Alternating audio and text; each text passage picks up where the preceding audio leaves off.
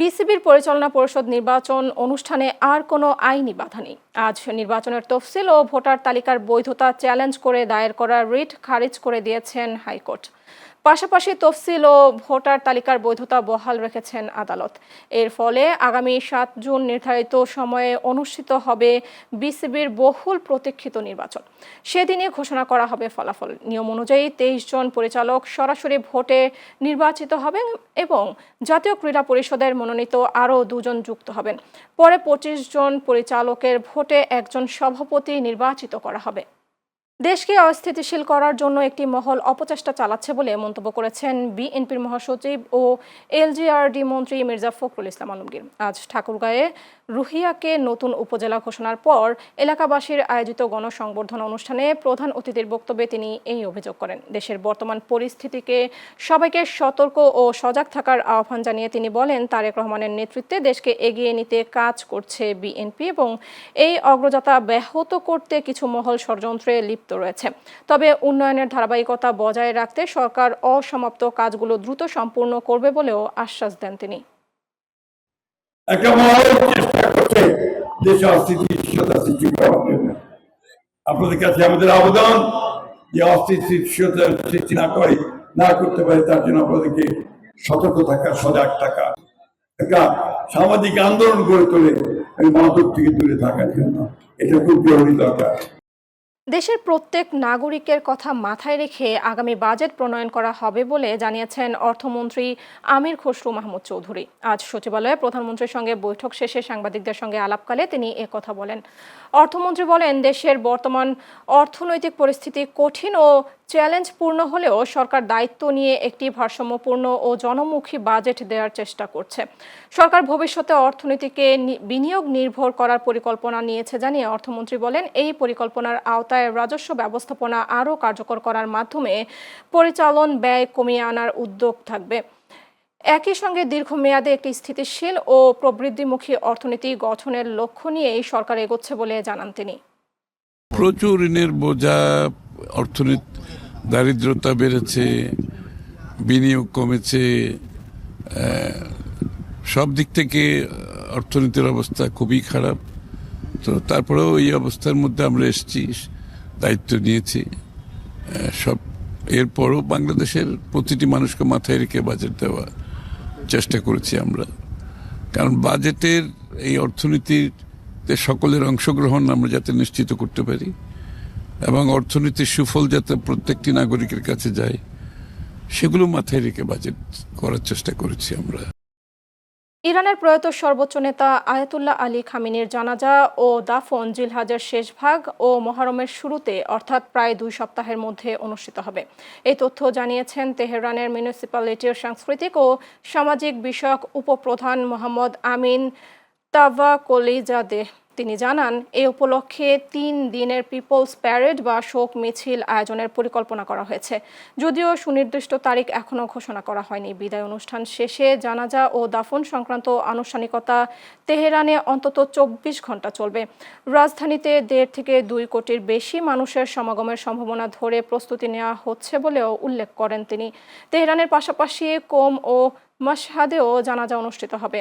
পরিবারের সিদ্ধান্ত অনুযায়ী খামেনিকে মাশহাদের ইমাম রেজা মাজারে দাফন করা হবে। তাভাকলিজাদেহ জানান, পাকিস্তান, আফগানিস্তান, ভারত, বাংলাদেশ ও কাশ্মীর সহ বিভিন্ন অঞ্চল থেকে শোকাহত মানুষ ও কর্মকর্তারা অনুষ্ঠানে অংশ নিতে পারেন। এর আগে গত 28 ফেব্রুয়ারি তেহরানে ইসরায়েলি ও মার্কিন হামলায় নিহত হন আয়াতুল্লাহ আলী খামেনি। প্রধানমন্ত্রী তারেক রহমানের সঙ্গে সৌজন্য সাক্ষাৎ করেছেন জাপানের শীর্ষ ট্রেডিং ও বিনিয়োগ প্রতিষ্ঠান মিৎসুই অ্যান্ড কোং এর একটি উচ্চ পর্যায়ের প্রতিনিধি দল। আজ সচিবালয়ে মন্ত্রিপরিষদ বিভাগে প্রধানমন্ত্রীর কার্যালয়ে অনুষ্ঠিত এই বৈঠকে বাংলাদেশে জাপানি বিনিয়োগ বৃদ্ধি, শিল্পায়ন, অবকাঠামো উন্নয়ন এবং জ্বালানি খাতের সম্ভাব্য সহযোগিতা নিয়ে আলোচনা হয়। বৈঠকে প্রধানমন্ত্রী বলেন, বাংলাদেশ ও জাপানের সম্পর্ক দীর্ঘদিনের আস্থা, বন্ধুত্ব ও পারস্পরিক সহযোগিতার ভিত্তির উপর প্রতিষ্ঠিত। তিনি জাপানি বিনিয়োগকারীদের বাংলাদেশের বিশেষ অর্থনৈতিক অঞ্চলে আরও বেশি বিনিয়োগের আহ্বান জানান।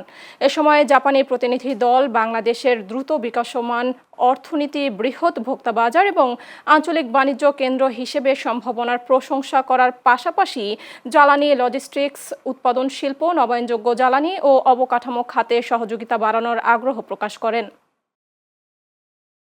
শিশু রামিসাকে ধর্ষণ ও হত্যা মামলায় আত্মপক্ষ সমর্থনে ভিন্নধর্মী বক্তব্য দিয়েছেন দুই আসামি। প্রধান আসামি সোহেল রানা আদালতে নিজের অপরাধের কথা স্বীকার করে ক্ষমা প্রার্থনা করলেও তার স্ত্রী স্বপ্না খানম নিজেকে সম্পূর্ণ নির্দোষ দাবি করে অব্যাহতি চেয়েছেন। আজ ঢাকার শিশু সহিংসতা দমন ট্রাইব্যুনালে আত্মপক্ষ সমর্থনের শুনানিতে এই ঘটনা ঘটে। রাষ্ট্রপক্ষের আইনজীবীরা আসামিদের এসব বক্তব্যকে বিচার প্রক্রিয়া প্রভাবিত করার কৌশল বলে মন্তব্য করেছেন। এদিকে আত্মপক্ষ সমর্থনের শুনানি শেষে রাষ্ট্রপক্ষের আবেদনের পর আদালতে আগামীকাল যুক্তিতর্ক উপস্থাপনের দিন নির্ধারণ করেছেন। এর আগে মামলায় রামিসার বাবা মা সহ 16 জন সাক্ষীর সাক্ষ্য গ্রহণ সম্পন্ন হয়। আলোচিত এই মামলার বিচার কার্যক্রম এখন চূড়ান্ত পর্যায়ে পৌঁছেছে। তারা তদন্তের সময় অথবা বিচারিক যে কোনো পদ্ধতির যে প্রসেস, সেই অর্থাৎ বিচারিক বিভিন্ন স্টেজে গিয়ে বিভিন্ন ধরনের কথা বলে বিচারের কার্যক্রমকে ডিলে করা এবং জনগণের মনে এক ধরনের বিভ্রান্তি ছড়ানোর চেষ্টা করার একটা অপচেষ্টা। সেই ম্যাজিস্ট্রেট সবাই আদালতে সাক্ষী দিয়ে সেই মামলাটি প্রমাণ করার জন্য তাদের সর্বোচ্চ সহযোগিতা করেছেন। আমরা আশা করছি এই মামলাটি একটি দৃষ্টান্তমূলক মামলা হিসাবে থাকবে এবং আগামী দিন যেন এই দেশে এই ধরনের কোনো ঘটনা না ঘটে, কেউ যেন সাহস না পায়। এই মামলার মাধ্যমে একটি বার্তা দেশবাসীর কাছে, সবার কাছে এটা যাবে। আমরা আশা করছি যেহেতু আগামীকাল যুক্তর্ক শুনানি হবে, আমরা আশা করছি আগামী সপ্তাহে, যেহেতু শুক্র শনিবার বন্ধ, আগামী সপ্তাহের প্রথম দিকে এই মামলাটি রায় হবে ইনশাল্লাহ, আমরা আশা করছি।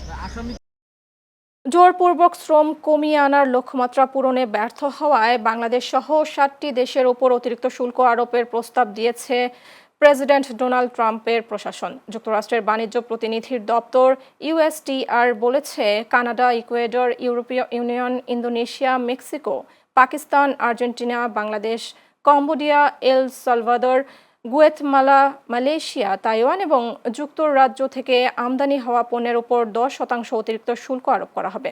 বাকি 45টি দেশের পণ্যের উপর 12.5% অতিরিক্ত শুল্ক আরোপের প্রস্তাব করা হয়েছে বলে জানায় সংস্থাটি। ট্রাম্প প্রশাসনের দাবি, এসব দেশ জোরপূর্বক শ্রম নিয়ন্ত্রণে ব্যর্থ হয়েছে, যা মার্কিন বাণিজ্যে প্রতিবন্ধকতা সৃষ্টি করছে। কুমিল্লায় প্রান্তিক জনগোষ্ঠীর অর্থনৈতিক উন্নয়নের লক্ষ্যে 25 জন উপকার ভোগের মাঝে বিনামূল্যে হাঁস, মুরগির বাচ্চা ও মাছের পোনা বিতরণ এবং প্রশিক্ষণ কর্মশালা অনুষ্ঠিত হয়েছে। বুধবার সকালে ব্রাক মাইক্রো ফাইন্যান্স কর্মসূচির উদ্যোগে আদর্শ সদর উপজেলার কুমিল্লা অঞ্চল 2 আরবান এলাকার শাসনগাছা শাখা কার্যালয়ে কর্মসূচির আয়োজন করা হয়। কর্মশালায় উপকার ভোগীদের হাঁস, মুরগি পালন, রোগ প্রতিরোধ, মাছ চাষের প্রাথমিক ধারণা ও পুকুর ব্যবস্থাপনা সম্পর্কেও পরামর্শ দেওয়া হয়। এ সময় ব্রাক মাইক্রো ফাইন্যান্স কর্মসূচির সিনিয়র আঞ্চলিক ব্যবস্থাপক মোহাম্মদ রশিদুল হক, আরবান এলাকা ব্যবস্থাপক মোহাম্মদ দেলোয়ার হোসেন ও কামরুল ইসলাম সহ অন্যান্যরা উপস্থিত ছিলেন। সিরাজগঞ্জের রায়গঞ্জে মানসিক প্রতিবন্ধী শিশু ধর্ষণ মামলার প্রধান আসামিকে গ্রেফতার করেছে র্যাব। বুধবার সকালে সিরাজগঞ্জ র্যাব সদর company commander captain Tabriz Tajwar Sharif এক প্রেস বিজ্ঞপ্তিতে জানান, সিরাজগঞ্জের নলকা সৈয়দ স্প্রিং মিলের সামনে অভিযান চালিয়ে আসামি শান্তকে আটক করে র্যাব 12। মোহাম্মদ শান্ত সিরাজগঞ্জের রায়গঞ্জ থানার পূর্ব লক্ষ্মীকোলা গ্রামের মোহাম্মদ বেলাল হোসেনের ছেলে। আসামিকে পরবর্তী আইনি ব্যবস্থা গ্রহণের পর সিরাজগঞ্জের রায়গঞ্জ থানায় হস্তান্তর করা হয়েছে। নরসিংদীর রায়পুরায় আইন শৃঙ্খলা পরিস্থিতির উন্নয়ন, অপরাধ দমন এবং জননিরাপত্তা নিশ্চিতকরণে আইন শৃঙ্খলা কমিটির সভা অনুষ্ঠিত হয়েছে। বুধবার দুপুরে উপজেলা প্রশাসনের আয়োজনে উপজেলা পরিষদ সম্মেলন কক্ষে সভার আয়োজন করা হয়। সভায় প্রধান অতিথি ছিলেন উপজেলা আইন শৃঙ্খলা কমিটির মুখ্য উপদেষ্টা ইঞ্জিনিয়ার মোহাম্মদ আশরাফ উদ্দিন বকুল। উপজেলা নির্বাহী কর্মকর্তা মোহাম্মদ মাসুদ রানার সভাপতিত্বে সভায় উপজেলা সরকারি কমিশনার ভূমি মুনমুন পাল ও রায়পুরা থানার ভারপ্রাপ্ত কর্মকর্তা মুজিবুর রহমান সহ উপজেলা আইন শৃঙ্খলা কমিটির সদস্যরা উপস্থিত ছিলেন। টাঙ্গাইলের ধনবাড়িতে গ্রাম আদালত সম্পর্কে ব্যাপক জনসচেতনতা বৃদ্ধিতে কর্মশালা অনুষ্ঠিত হয়েছে। বুধবার সকালে ধনবাড়ি উপজেলা প্রশাসনের হলরুমে কর্মশালার আয়োজন করা হয়। ধনবাড়ি উপজেলা নির্বাহী অফিসার নূরজাহান আক্তার সাথীর সভাপতিত্বে সভায় উপস্থিত ছিলেন ধনবাড়ি থানার অফিসার ইনচার্জ নুরুস সালাম সিদ্দিক, ধনবাড়ি উপজেলা সহকারী কমিশনার ভূমি দিল আফরোজ ও ধনবাড়ি উপজেলা মডেল প্রেস ক্লাবের সাধারণ সম্পাদক ইমাম হাসান সোহান সহ অন্যান্যরা। কুমিল্লার চান্দিনায় অবৈধভাবে ফুটপাত দখল করে সড়কে জনভোগান্তি হওয়ায় উচ্ছেদ অভিযান ও মোবাইল কোর্ট পরিচালনা করা হয়েছে। বুধবার দুপুরে চান্দিনা পৌরসভার চান্দিনা বাজারে অভিযান পরিচালনা করা হয়। অভিযানে চান্দিনার নেতৃত্ব দেন উপজেলা সহকারী কমিশনার KM ইনজারুল হক। এই সময় উপস্থিত ছিলেন উপজেলা ছাত্রদলের সভাপতি মোহাম্মদ শরীফ খান, চান্দিনা পৌর ছাত্রদল নেতা মোহাম্মদ হানিফ মুন্সি সহ অন্যান্যরা। উপজেলা প্রশাসন জানায়, যানজট নিরসনে ফুটপাত দখল করে যারা জনভোগান্তি সৃষ্টি করবে তাদের বিরুদ্ধে আইনি ব্যবস্থা নেওয়া হবে। ব্রাহ্মণবাড়িয়ার কসবায় সীমান্ত এলাকায় অভিযান চালিয়ে 52 কেজি ভারতীয় গাঁজা উদ্ধার করেছে বিজিবি। বুধবার সকালে বিজিবির এক প্রেস বিজ্ঞপ্তিতে এই তথ্য জানানো হয়। গত 2 জুন কসবা উপজেলার চান্ডিদার সীমান্ত এলাকায় মাদক বিরোধী বিশেষ অভিযান পরিচালনা করা হয়। এ সময় মালিকবিহীন অবস্থায় 52 কেজি ভারতীয় গাঁজা উদ্ধার করা হয়। গাঁজার আনুমানিক বাজার মূল্য 1,82,000 টাকা। সুলতানপুর ব্যাটালিয়ন 60 বিজিবির lieutenant colonel SM Shariful Islam জানান, সীমান্ত এলাকায় মাদক চোরাচালান, নারী ও শিশু পাচার প্রতিরোধ এবং অবৈধ অনুপ্রবেশ রোধে তাদের অভিযান ও গোয়েন্দা তৎপরতা ভবিষ্যতেও অব্যাহত থাকবে। মাদারীপুরের ডাসারে মানব পাচার মামলার 6 মাসের সাজাপ্রাপ্ত পলাতক আসামি ফিরোজ হাওলাদার সহ 5 জনকে গ্রেফতার করা হয়েছে। মঙ্গলবার রাতে গোপন সংবাদের ভিত্তিতে ডাসার উপজেলার নবগ্রাম ও দক্ষিণ ধুয়াশার এলাকায় পৃথক অভিযান চালিয়ে তাদের গ্রেফতার করে পুলিশ। বুধবার মাদারীপুর আদালতে তাদের পাঠানো হয়। ডাসার থানার ভারপ্রাপ্ত কর্মকর্তা সুলাইমান মাহমুদ বলেন, মানব পাচার মামলায় পলাতক 6 মাসের সাজাপ্রাপ্ত CR পরোয়ানাভুক্ত আসামি ফিরোজ হাওলাদার সহ পৃথক অভিযানে মানব পাচার মামলায় পরোয়ানাভুক্ত আসামি বিলকিসকে গ্রেফতার করা হয়। এছাড়া আরেকটি অভিযান পরিচালনা করে 11 পিস ইয়াবা সহ 3 জনকে আটক করা হয়েছে। তাদের বিরুদ্ধে মাদকের মামলা দায়ের করা হয়েছে। জামালপুরের সরিষাবাড়িতে বৃহত্তর ময়মনসিংহ অঞ্চলের ফসলের নিবিড়তা বৃদ্ধিকরণ প্রকল্পের আওতায় কর্মশালা অনুষ্ঠিত হয়েছে। বুধবার সকাল থেকে দিনব্যাপী কৃষি সম্প্রসারণ অধিদপ্তরের আয়োজনে সরিষাবাড়ি উপজেলা পরিষদ অডিটোরিয়ামে কর্মশালা অনুষ্ঠিত হয়। উপজেলা নির্বাহী অফিসার আফরোজা আফসানার সভাপতিত্বে প্রধান অতিথির বক্তব্য রাখেন কৃষি সম্প্রসারণ অধিদপ্তরের উপপরিচালক মোহাম্মদ আলম শরীফ খান। এই সময় কৃষি সম্প্রসারণ অধিদপ্তরের প্রকল্প পরিচালক মোস্তফা কামাল ও উপজেলা কৃষি অফিসার অনুপ সিংহ সহ অন্যান্যরা উপস্থিত ছিলেন। ভারত বাংলাদেশ সীমান্তে উত্তেজনা যেন থামছেই না। পশ্চিমবঙ্গের নির্বাচন পরবর্তী সময় থেকে বিভিন্ন সীমান্ত এলাকায় নতুন করে উত্তেজনার খবর পাওয়া যাচ্ছে। এরই ধারাবাহিকতায় জয়পুরহাটের 5 বিবিতে পূর্ব উছনা ঘোনাপাড়া সীমান্তে আন্তর্জাতিক নিয়মনীতি উপেক্ষা করে কাঁটাতারের বেড়া নির্মাণের অভিযোগ উঠেছে BSF এর বিরুদ্ধে। এ সময় 2 দেশের সীমান্তরক্ষী বাহিনীর সদস্যদের মধ্যে উত্তেজনাকর পরিস্থিতির সৃষ্টি হয়।